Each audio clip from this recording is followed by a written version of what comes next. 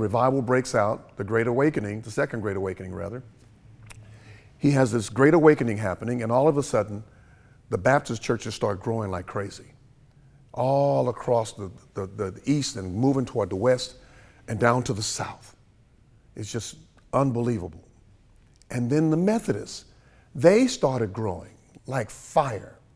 You got Methodists are growing, and they are now the #1 denomination in America.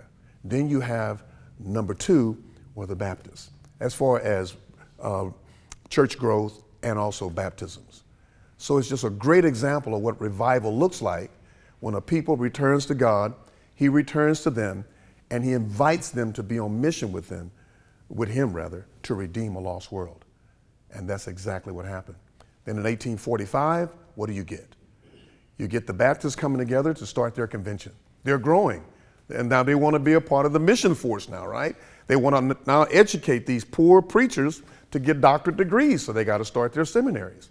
But all of a sudden, somebody stands up in the meeting and says, okay, we're going to start a new mission agency that's going to take the gospel around the world, which is a byproduct of revival.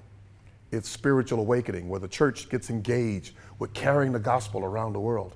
But somebody stood up in the convention, and here we go again. They're talking about slavery. He says,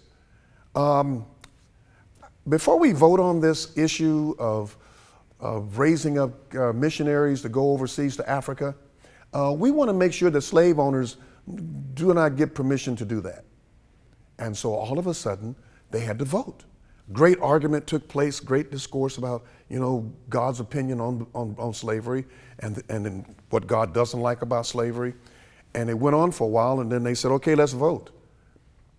And then you have the split of the Baptist denomination.